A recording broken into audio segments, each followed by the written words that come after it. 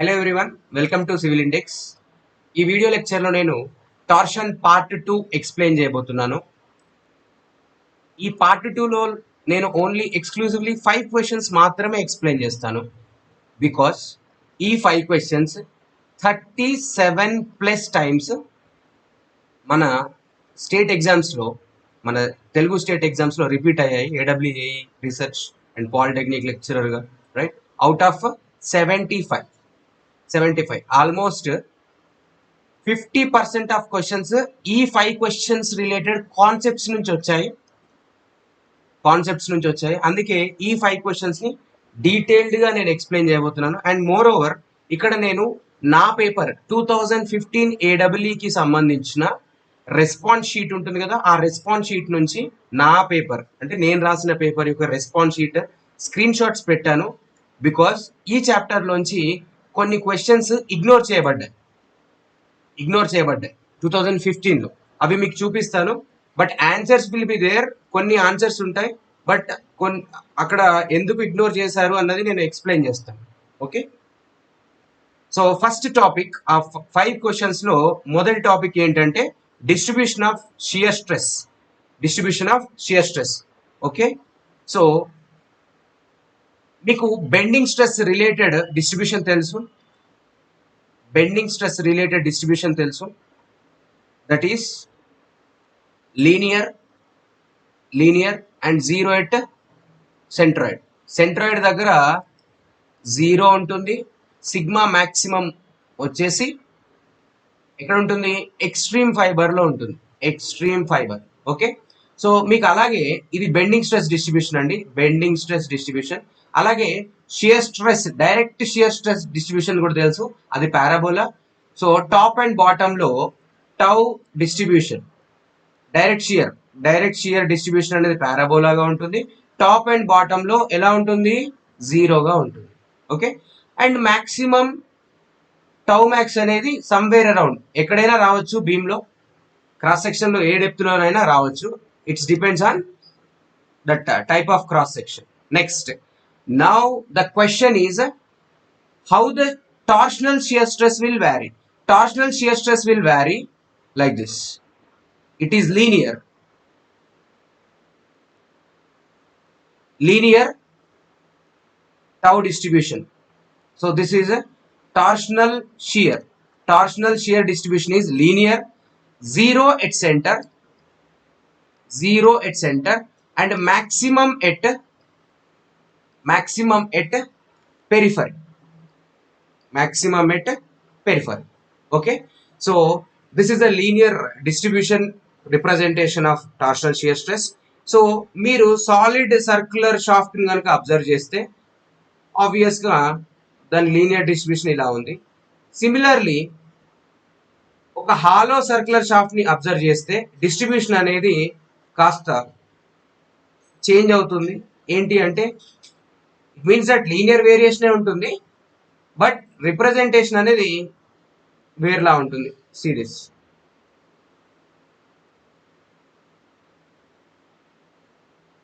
Only shear will develop in this area because ఈ ఏరియాలో మాత్రమే సాలిడ్ పోర్షన్ ఉంది. ఈ మధ్యలో ఈ మధ్యలో ఉన్న ఈ పోర్షన్ అనేది కంప్లీట్ గా హాలో నేచర్ తో ఉంది, ఎంటీ ప్లేస్ కాబట్టి అక్కడ ఎలాంటి స్ట్రెస్ అనేది జనరేట్ అవ్వదు. So torsional shear stress linear గా ఉంటుంది, హాలోలో డిస్ట్రిబ్యూషన్ అనేది ఇలా ఉంటుంది. సో మీరు కనుక ఈ బొమ్మని అబ్జర్వ్ చేస్తే టౌ మ్యాక్స్ ఎక్కడుంది? అవుటర్ సర్ఫేస్ లో ఉంది. సో టౌ మినిమం ఎక్కడ ఉందండి? ఇన్నర్ సర్ఫేస్ లో ఉంది. Okay, so if you take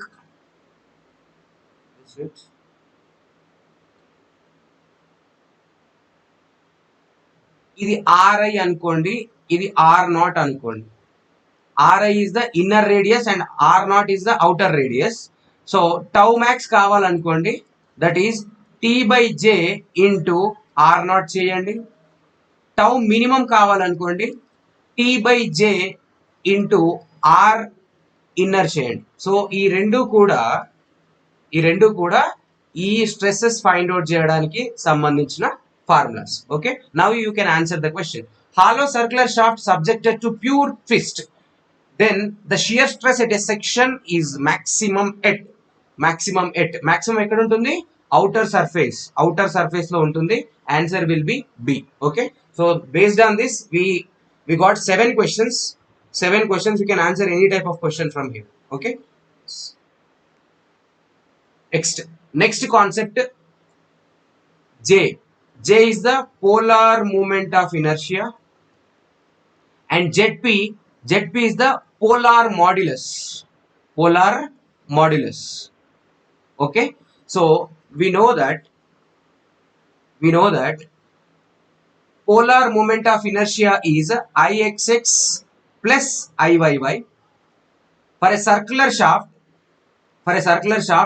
Ixx is equal to Iyy. So which is pi d power 4 by 64 plus pi d power 4 by 64. So together J will be 2 times of I. J is equal to pi d power 4 by 32. So this is for solid circular. Now go for the hollow circular section. Hollow circular section యొక్క area కానీ moment of inertia కానీ ఎలా find out చేయాలో మీకు తెలుసు. First of all outer surface తో total తీసుకొని అందులోంచి హాలో నేచర్ తీసేయడం. So J is equal to 2 times of I.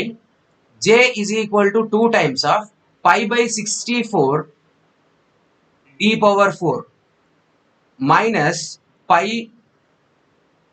Okay, this is call it as d outer. దీన్ని డి అవుటర్ అనండి, క్యాపిటల్ డి వద్దు, డి అవుటర్ అనండి, దీన్ని డి ఇన్నర్ అనండి. Okay right. So this is D inner power 4 by 64. సో J will become 2 times of this one. So it will become finally pi by 32 into d outer power 4 minus d inner power 4. Okay, right. So now we got the polar moment of inertia for both sections.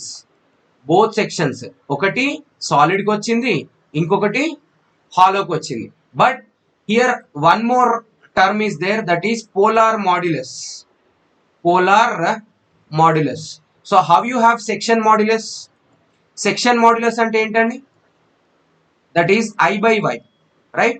ఇక్కడ polar modulus అంటే J by R. So J by R is nothing but your polar moment of inertia by radius or extreme fiber ki unna distance. So now you go for the polar modulus. We generally indicate with the Zp of solid section will be pi by 32 into d power 4 whole by R. R is nothing but d by 2. So it will become 16 and it will remain as d3. So finally it is pi d power 3 by 16. So this is for solid section. And now I am finding for the hollow section. Hollow section ki aithe em avutundi ante ee value pi by 16 into d outer power 4 minus d inner power 4 by d outer diameter of outer తీసుకుంటున్నాం. Okay, so ఇక్కడ ఈ equations అన్నీ కూడా మీకు previous questions యొక్క solutions. అంటే ఈ ముందు పేజీలో 6 క్వశ్చన్స్ ఇచ్చాను కదా, ఈ 6 క్వశ్చన్ కి సంబంధించిన ఈ సొల్యూషన్స్ అన్ని నేను ఇప్పుడు చెప్పిన పాయింట్స్ లో వచ్చేస్తుంది. అండ్ మోర్ ఓవర్ ఇక్కడ ఇంకొక పాయింట్ ఇంపార్టెంట్ అండి, ఏంటి అంటే strength. So we know that ఒక షాఫ్ట్ యొక్క స్ట్రెంగ్త్ అనేది ఎలా చెప్తాము? ఒక షాఫ్ట్ అనేది స్ట్రెంగ్థెన్ గా ఉంది అని ఎప్పుడు చెప్తామంటే if it is carries T max, maximum moment of carrying capacity ఉంటే. సో టీ మ్యాక్స్ ఎవరిపైన డిపెండ్ అవుతుంది? One is tau permissible and another is ZP. ఎందుకంటే T max is equal to tau permissible into ZP కాబట్టి. So T max indirectly depends on again tau permissible comma Zp. So for the same material, remember, for the same material permissible stress is same. అంటే steel కి ఒకే permissible stress ఉంటుంది. From your steel structures you can say that is 0.4 FY. 0.4 FY. Okay, so permissible stress అనేది 0.4 FY, అది steel కి. అలా ప్రతి material కి ఒక పర్టికులర్ పర్మిసిబుల్ స్ట్రెస్ ఉంటుంది, so next coming to this Z P is the polar modulus. So indirect గా మనం ఏం చెప్పొచ్చు అంటే strength is proportional to polar modulus. So ఇది కూడా ఫేవరెట్ కార్నర్ ఎగ్జామినర్ కి, ఇది కూడా చాలా ఫేవరెట్ కార్నర్. అంటే మీకు క్వశ్చన్ అనేది ఇక్కడ నుంచి కూడా రావచ్చు, right? Now you can answer the question of polar moment of inertia of a hollow circular section with external diameter capital D and internal diameter small d. So polar moment of inertia అడుగుతున్నాడు. Polar moment of inertia ఏంటండి?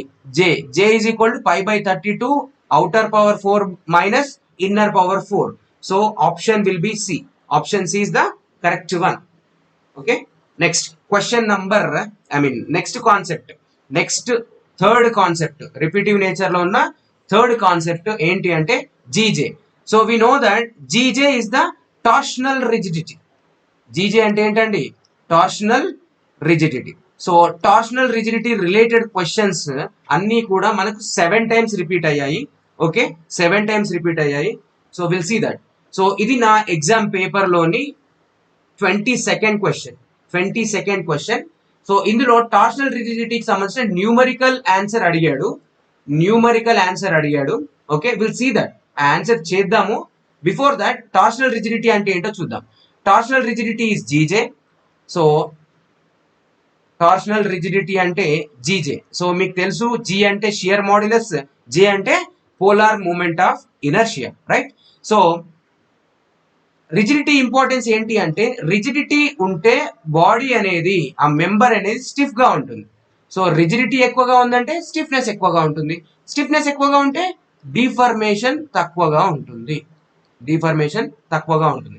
So rigidity indicates or stiffness indicates the deformation resisting property. Okay, right.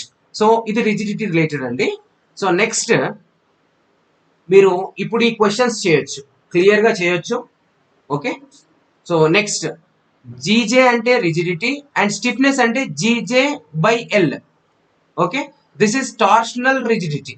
మీకు already bending chapter లో నేను చెప్పాను. If not, మీరు ఆ bending chapter చూడకపోతే వెళ్ళి చూడండి. ఫ్లెక్చరల్ రిజిడిటీ కూడా చెప్పాను మీకు. Flexural rigidity is EI is proportional to flexural stiffness is inversely proportional to flexural defamation.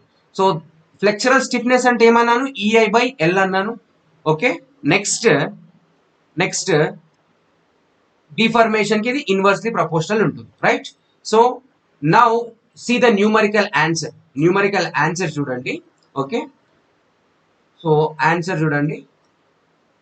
That is GJ, torsional rigidity of a tube, thickness of having 1 meter 1 mm. Sorry, ఒక tube ఉంది,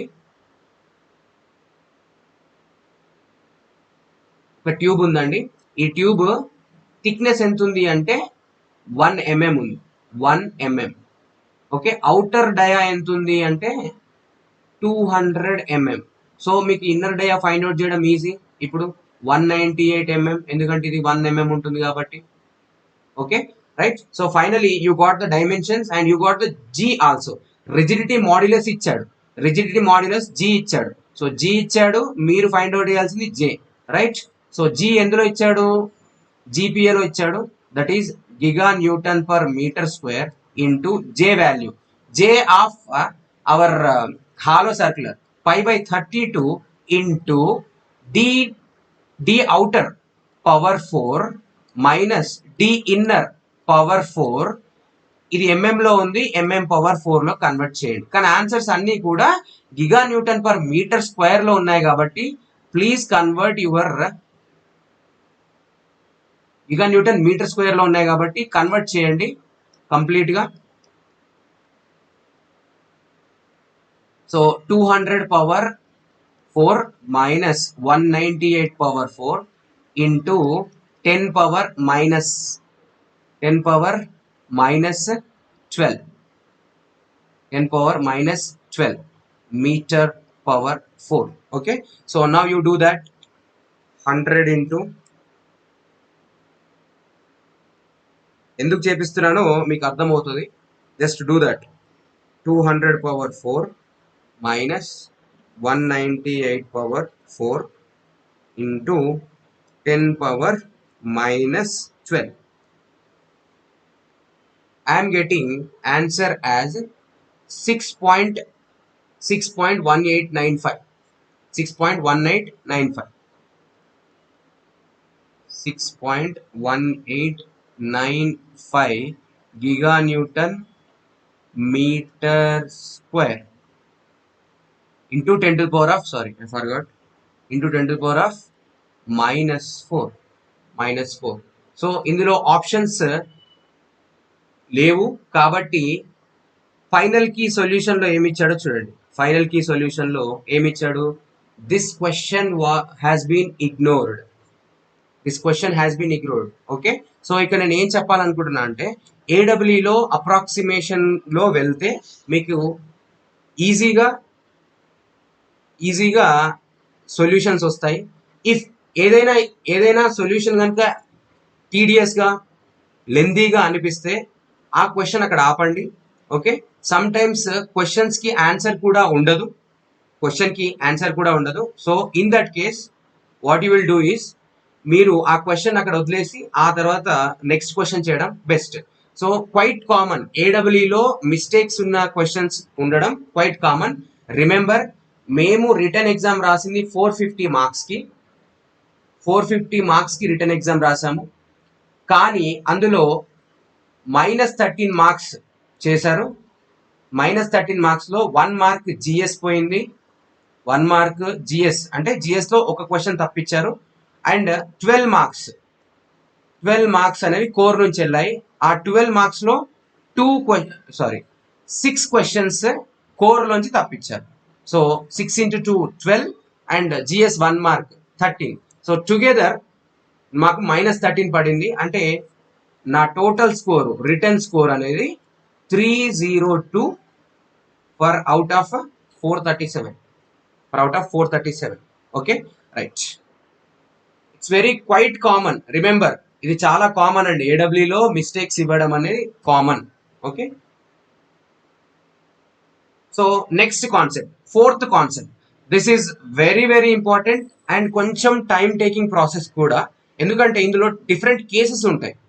ఈ cases అన్నీ కూడా దేనికి సంబంధించిందంటే comparison between strength of hollow and strength of solid. ఈ రెండిటికి సంబంధించిన క్వశ్చన్స్. చూడండి ఎన్ని క్వశ్చన్స్ వచ్చాయి, ఓవరాల్గా 10 క్వశ్చన్స్ వచ్చాయి. 10 questions. So we have different cases. ఈ డిఫరెంట్ కేసెస్ చదివితే మీకు చాలా ఈజీ అయిపోతుంది. Next, okay, so this is the fourth question.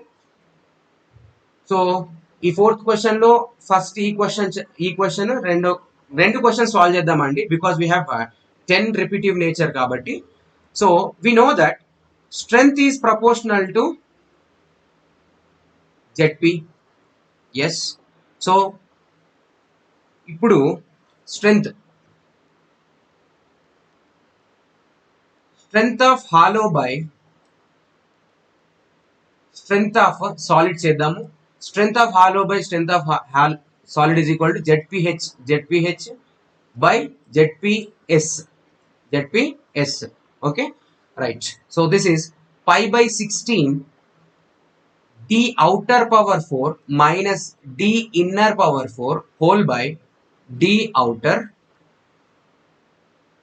pi by 16 capital D power 3. So మీరు కనుక అబ్జర్వ్ చేస్తే ఇక్కడ క్యాపిటల్ డి అంటే ఏంటి, డి నాట్ అంటే ఏంటి, డిఐ అంటే ఏంటి, మీకు ఇప్పుడు ఐడియా వచ్చి ఉండాలి. సో క్యాపిటల్ డి అంటే సాలిడ్ షాఫ్ట్ యొక్క diameter. Okay, next did not DI అంటే ఏంటో చూడండి.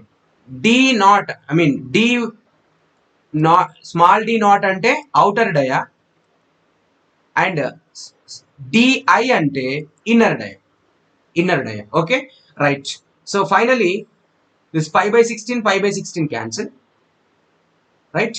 Strength of hollow by strength of solid is equal to d naught power 4 minus di power 4 whole by d naught into d cube, d naught into d cube. Okay, so మనం ఈ question లో నేర్చుకునేది ఏంటి అంటే, మొదటి observation strength is proportional to ZP. This is the first observation.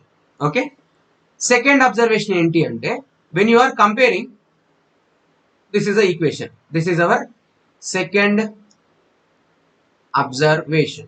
Okay, now go for the different cases. Here I will write case 1. case 1 ఏంటి అంటే, capital D is equal to D outer. capital D is equal to D outer. It means that ఇవి రెండు కూడా same సైజులో ఉన్నాయి, అంటే అవి రెండు కూడా కరెక్ట్ సైజులో ఉన్నాయి, సేమ్ సైజులో ఉన్నాయి. కాకపోతే హాలో దానికి మధ్యలో కొంత ఎంటీ స్పేస్ ఉంది, సేమ్ సైజులో ఉన్నాయి. But I'm not talking about area. Area తక్కువ ఉంటుంది, ఎందుకంటే హాలోలో మధ్యలో హాలో నేచర్ ఉండడం వల్ల ఏరియా అనేది కాంట్రిబ్యూట్ అవ్వదు, right? So case 1, outer dia of hollow is equal to solid shaft dia, right? So ఈ కేసులో చూడండి ఏమవుతుంది అంటే, SH by SS is equal to D naught power 4 minus DI power 4. So D naught into, can I write D is equal to D naught? So I will write it as D naught power 4. So finally it will become SH by SS is equal to, so మళ్ళీ మీరు different fractions గా రాస్తే 1 minus DI by D naught whole power 4 వస్తుంది. Okay, this is your third observation. ఇది మీ మూడవ observation, third observation. Okay, right. Next case 2. Case 1 అయిపోయిందండి, ఇప్పుడు case 2. Case 2 ఏంటి అంటే, capital D is equal to D outer and it is equal to 2 times of internal dia of hollow. అంటే ఇప్పుడు కూడా రెండు సేమ్ సైజులో ఉన్నాయి,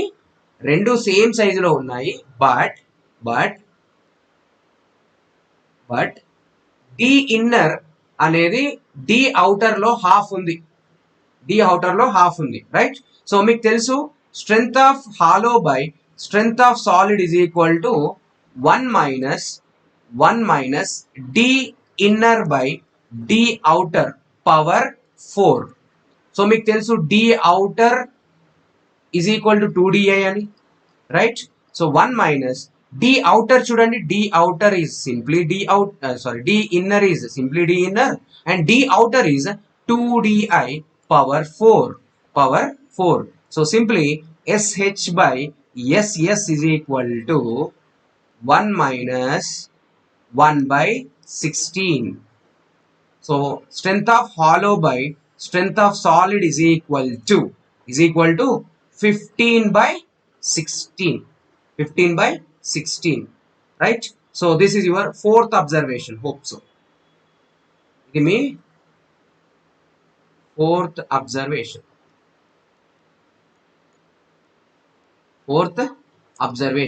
సో ఇది దేనికండి? సేమ్ మెటీరియల్ అయి ఉండాలి, D naught is equal to 2DI ఉండాలి and outer solid shaft dia capital D కి ఈక్వల్ గా ఉండాలి, రైట్? సో ఇది ఏ అబ్జర్వేషన్? Same material. రిమెంబర్, నేను ప్రతి దగ్గర మెటీరియల్ సేమ్ అనుకుంటున్నాను, ప్రతి కేసులో కూడా మెటీరియల్ సేమ్ అనుకుంటున్నాను. ఓకే, అందుకే strength is directly proportional to Z అని రాశాను. Okay, right. నెక్స్ట్, సో ఇప్పుడు ఒక క్వశ్చన్ చేద్దాము. ఫస్ట్ క్వశ్చన్ చేద్దామండి. The ratio of strength of hollow of shaft to solid. Strength of hollow to, wait, I will use different way. Strength of hollow to strength of solid అడుగుతున్నాడు. ఎట్లా అంట, both having outside diameter D, అంటే both shafts are having outside diameter d and hollow having inside diameter d by 2. అంటే especially మన fourth observation ప్రకారము strength of hollow to strength of solid ఎంత అండి, 15/16.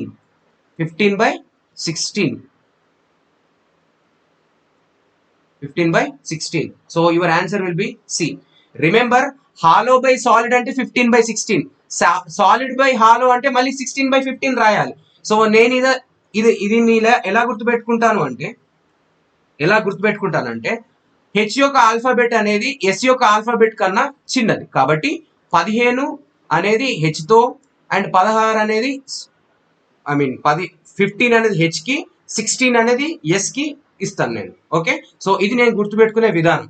ఎప్పుడు రిమెంబర్, రెండిటి యొక్క outer diameter same అయి ఉండి హాలో యొక్క ఇంటర్నల్ డయామీటర్ అవుటర్ డయామీటర్కి ఈక్వల్గా outer diameter లో హాఫ్ ఉన్నప్పుడు, okay right. So just we took 4 observations. ఇంకొక అబ్జర్వేషన్ ఉందండి, అది చాలా చాలా important observation.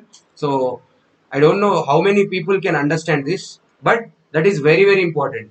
Important means we got around 4 questions in our exam, A W ఓరియంటెడ్గా.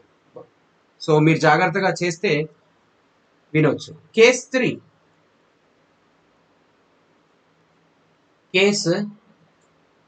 Case 3లో ఏంటంటే same material, remember same material, okay, same wait,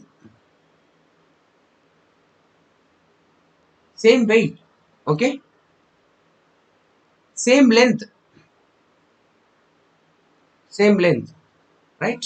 So we know that weight is equal to gamma into v, weight is equal to gamma into area into length. Okay, so weight of hollow by weight of solid is equal, this ratio will be this gamma of hollow, a of hollow, length of hollow by gamma of solid, area of solid, length of solid shaft. Okay, we know that for the same material gamma is same, for the same lengths are same. So for the same weight this ratio is 1, right? So here area of hollow is equal to area of solid. Final గా ఏమొచ్చిందండి, same wait అనేది దేన్ని indicate చేస్తుంది, same ఏరియాని indicate చేస్తుంది. This point is important. So మీకు తెలుసు,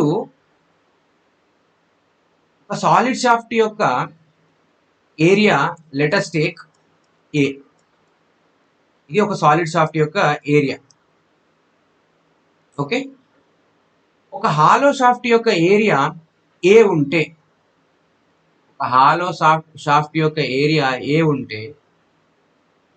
treat it as a circular shape.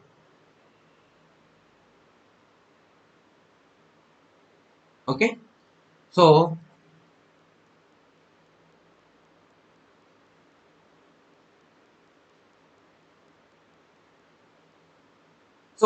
ఇది area A కలిగిన హాలో షాఫ్ట్, ఇది ఏరియా ఏ కలిగిన solid shaft. So as compare with this capital D, okay, outer will be more and inner may be more or not, నాకు తెలీదు, that will solve, అది మనము solve చేద్దాం. Okay, ఎలానో చూద్దాం. So area of hollow is equal to area of solid కాబట్టి area of hollow చేయండి, π/4 d outer square minus d inner square is equal to π/4 of capital D square. So π/4 cancel. Okay, so d outer square minus d inner square is equal to d square okay right. ఇంకేదైనా key మిగిలిపోయిందా మనకి? So for suppose di is equal to d naught by 2 అనుకుందాం. di is equal to d naught by 2 అనుకుందాం. ఎందుకంటే మనకు ఈ questions అన్నీ కూడా half of the outer డయా అనేది ఇంటర్నల్ డయాగా ఉంటుంది. అందుకే పర్టికులర్ గా ఈ కేసు తీసుకుంటున్నాను. సో సారీ టు ఫర్గట్, ఇక్కడ నేను మెన్షన్ చేయాల్సింది D inner is equal to D outer by 2. It's nothing but D outer is equal to D inner. Okay, so ఇక్కడ నుంచి చూడండి. ఓకే, ఇక్కడ నుంచి చూడండి. సో మీరేం రాయొచ్చు? డి అవుటర్ అంటే 2di whole square minus di square is equal to capital D square. So this is 3di square is equal to capital D square and di is equal to capital D by root 3 and d outer is equal to 2 by root 3 of d అవుతుంది. So dimensions వచ్చాయి. ఇప్పుడు same wait ఉండాలి అంటే hollow circular యొక్క outer డయా అనేది 2 by root 3 times of solid shaft ఉండాలి. And inner డయా ఎంత ఉండాలి? 1 by root 3 of solid shaft ఉండాలి.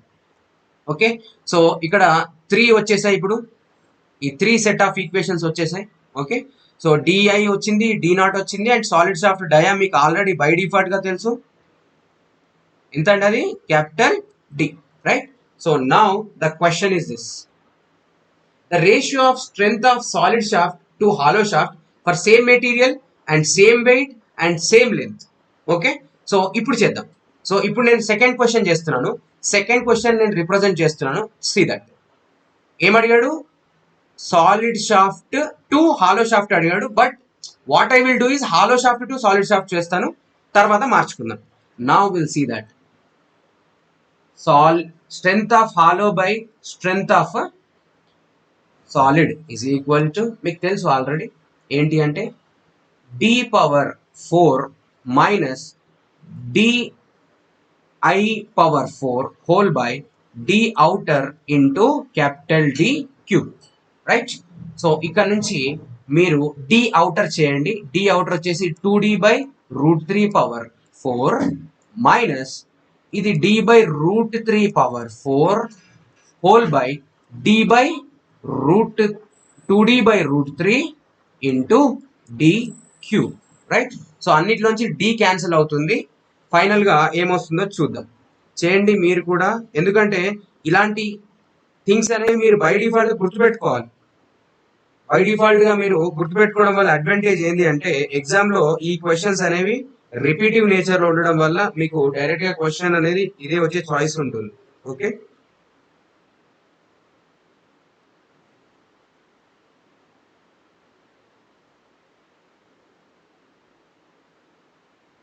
it is 5 by root 3 by 6.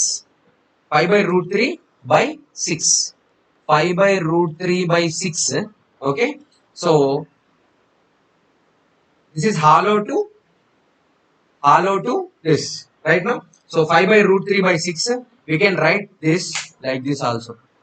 5 by root 3 by 6 or 10 by 2 root 3 you can. Okay, 10 by 2 root 3. ఇది చూడండి మనకు 3 times వచ్చింది కదా. ఒకసారి ఈ ఆప్షన్ ఇచ్చాడు, ఒకసారి ఈ ఆప్షన్ ఇచ్చాడు. Okay right. సో ఇప్పుడు నా ఎగ్జామ్ పేపర్ లోని రెస్పాన్స్ షీట్ లోని ఆన్సర్ చూద్దాం. ఓకే, క్వశ్చన్ చూడండి.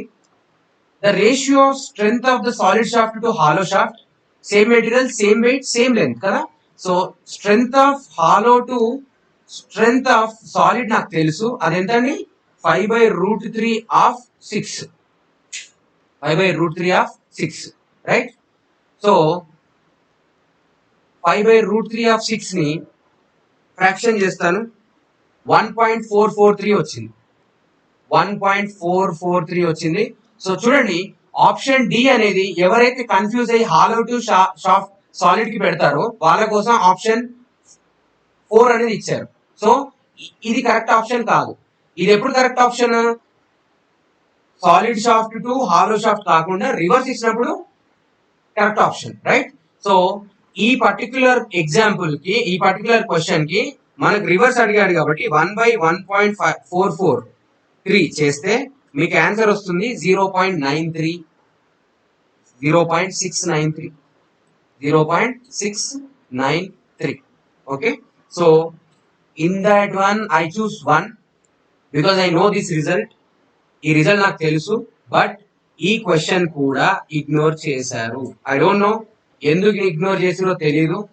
Maybe people shown some wrong result. అంటే లైక్ ఎప్పుడైనా ఛాలెంజ్ చేస్తారు, ఈ క్వశ్చన్ రాంగ్ ఉంటే ఛాలెంజ్ చేయమని చెప్తారు. సో అలాంటి టైంలో వాళ్ళని మిస్గైడ్ చేసి ఉంటారేమో. కానీ ఈ ఆన్సర్ ఉంది, 0.693 is the correct answer. Option A is the correct one. Option A is the correct one. కానీ ఇంతకుముందు దానికి ఆన్సర్ లేదు. సో ఏడబ్ల్యూలో మిస్టేక్స్, సొల్యూషన్స్ లో మిస్టేక్స్, క్వశ్చన్ లో mistakes quite common. No need of worrying. And controversy question పట్టుకొని లాక్కూడదు. Okay, right. ఎవరైతే బాగా టెన్స్ అవుతారో, నాకు ఈ క్వశ్చన్ రాదు, ఈ క్వశ్చన్ చూడదు భయ్, ఏం కాదు. ఎందుకంటే ఈ క్వశ్చన్ మీకు రావట్లేదు, మీరు పర్ఫెక్ట్ గా ఉన్నారంటే పక్కవాడికి కూడా రాదు. So now will see that ఎంత లాంగ్ ప్రొసీజర్ ఇది, రైట్? ఈవెన్ దో మంచి కాన్సెప్ట్ అయినప్పటికీ లాంగ్ ప్రొసీజర్, రైట్? సో ఇంకో ఇదే క్వశ్చన్ రివర్స్ లో అడిగాడు, that I will show you. Question number 8 చూడండి. The diameter of a solid shaft is d and the inside and outside diameters of a hollow shaft of the same material and same length are d by root 3 and 2d by root 3 respectively. Then the weight ratios of hollow shaft to solid shaft అని అడిగాడు. So మనకు తెలుసండి, wait same ఉంటే దాని dimensions ఎంత అండి? d by root 3 and 2d by root 3, right? So నేను ఏమడుగుతున్నాడు అంటే రివర్స్ లో అడుగుతున్నాడు. మనం చేసిందేమో వెయిట్ సేమ్ అనుకొని d by root 3, 2d by root 3 establish చేసాం. కానీ తను ఏమంటున్నాడు, డైరెక్ట్ గా ఇచ్చేసి రివర్స్ లో రమ్మంటున్నాడు. సో మనకు తెలుసు సేమ్ వెయిట్ కాబట్టి answer must be 1:1. The ratio of hollow to solid shaft రెండు సేమ్ వెయిట్ ఉంటాయి కాబట్టి ratio will be 1:1, right? So this question is a very famous question and ఇది ఇంజనీరింగ్ సర్వీసెస్ లెవెల్లో కూడా ఉంటుంది. నేను ఇంకా ఇంజనీరింగ్ సర్వీసెస్ క్వశ్చన్స్ ఇంక్లూడ్ చేయలేదు, ఎందుకంటే ఇంజనీరింగ్ సర్వీసెస్ లో ఈ చాప్టర్ అనేది చాలా ఇంపార్టెంట్ అండ్ ఎక్కువ సార్లు కవర్ చేస్తారు ఈ చాప్టర్ లోంచి. ఓకే, సో నేను ఎప్పుడు కూడా ఈ చాప్టర్ లోకి ఇంజనీరింగ్ సర్వీసెస్ క్వశ్చన్స్ ఇంక్లూడ్ చేయట్లేదు, ఎందుకంటే ఇక్కడే చాలా క్వశ్చన్స్ ఉన్నాయి, మంచి కాన్సెప్ట్స్ ఉన్నాయి. Okay, right. So we completed 4th concept also and finally we got 5th observation also. So 5 observation చేసినాం ఈ 4th కాన్సెప్ట్ నుంచి. ఓకే, 5th అబ్జర్వేషన్ కూడా మనము రెడీ చేసుకున్నాము. మీరు స్క్రీన్ షాట్స్ తీసుకోండి. లేదు అంటే like I'm providing the short notes in civil index. From there you can download the observations and my short notes. నేను మీకోసం ఇప్పుడు కొత్తగా తయారు చేస్తున్నాను, లైక్ అప్డేటెడ్ గా అన్ని ప్రీవియస్ క్వశ్చన్స్ ఇంక్లూడ్ చేసుకుంటూ నేను తయారు చేస్తున్నాను. మీరు అక్కడ నుంచి డౌన్లోడ్ చేసుకోవచ్చు, no issue. Last topic of our 5 questions లో లాస్ట్ టాపిక్ ఏంటంటే this is related to power. Wherever you got that power, torque ఎక్కడైతే ఉంటుందో అక్కడ పవర్ ట్రాన్స్మిషన్ ఉంటుంది. Power is equal to torsion into angular velocity and power formula 2π/nt/60. Okay, power units వచ్చేసి watt. So watt అంటే ఏంటి, మళ్ళీ newton metre per second. So if this formula given in kilowatt, here it should be kilonewton per meter per second, kilonewton meter per second. Okay, so if not p అనేది HP లో horse powers లో ఇచ్చారనుకోండి మారిపోతుంది equation. ఎలా అంటే చూడండి, p అనేది 2π/nt/60. ఇది చాలా ఫెమిలియర్ ఈక్వేషన్. ఇందులో p అనేదేమో వాట్ లో ఉంటుంది అండ్ టీ అనేదేమో న్యూటన్ మీటర్ లో ఉంటుంది అండ్ ఎన్ అనేది ఆర్పిఎం లో ఉంటుంది. Okay, next P is equal to twisting into angular velocity, this you know very well. Next P is equal to 2πn T. ఇక్కడ P T అన్ని same ఉన్నాయి, కానీ ఎన్ అనేది ఆర్పిఎస్ తో చెప్పడం జరుగుతుంది. ఆర్పిఎస్ ఆర్ హెడ్జెస్ తో చెప్పడం జరుగుతుంది. Next if P is in horse power, అప్పుడు ఈక్వేషన్ మారిపోతుంది. ఏంటంటే P is equal to 2πnt/4500. ఇందులో పి అనేది హార్స్ పవర్ లో ఉంటుంది అండ్ 45,000 వేసుకోండి, better 45,000, because 1 horse power is equal to approximately 750. యాక్చువల్గా 746. ఓకే, ఇట్స్ 750, అప్రాక్సిమేట్ గా 750.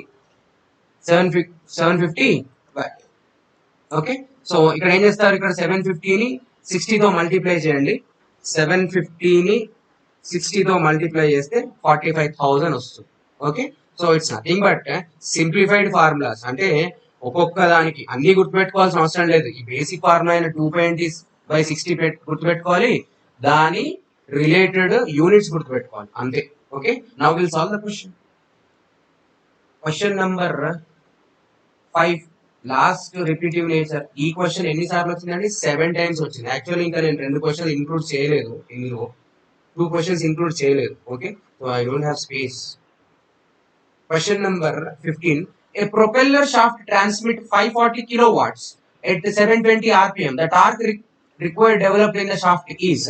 So P ఇచ్చాడు 540 kilowatt ఇచ్చాడు అండ్ N ఇచ్చాడు 720 rpm ఇచ్చాడు. సో టార్క్ ఎంత అని అడుగుతున్నాడు. Direct question 2πnt/60, right. So T is equal to 60p/2πn, right. So torque in kilo newton metre, ఎందుకంటే అది కిలో వాట్ లో ఇచ్చాడు కాబట్టి 60 into this one 540 whole by 2πn చేస్తే మీకు ఆన్సర్ అనేది 7.162 వస్తుంది. Remember this question.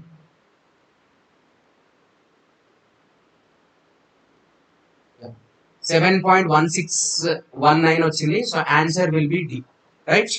So with this we completed 5 repeated questions which are repeated 37 plus times. Only exclusively మీకు ఎందులో రిపీట్ అయిందండి? అది ఓన్లీ AWE పాయింట్ ఆఫ్ లో రిపీట్ అయింది. సో వెరీ వెరీ ఇంపార్టెంట్ ఈ 5 క్వశ్చన్స్. అండ్ మీరు ఛానల్ కి కొత్తగా వస్తే సబ్స్క్రైబ్ చేసుకోండి. మీకు మా ప్రజెంటేషన్ నచ్చితే లైక్ చేయండి. అండ్ మీకు ఏదైనా సబ్జెక్ట్ కానీ లేదంటే సబ్జెక్ట్ లో డౌట్స్ కానీ ఉంటే నాకు కామెంట్స్ లో మెన్షన్ చేస్తే ఆ టాపిక్ అనేది నేను సపరేట్ గా నా ఫ్రీ టైంలో వీడియో తీసి పెడతాను. అండ్ ఛానల్ గురించి మీ ఫ్రెండ్స్ కి, సివిల్ ఇంజనీరింగ్ ఫ్రెండ్స్ కి షేర్ చేయండి. Thank you for watching.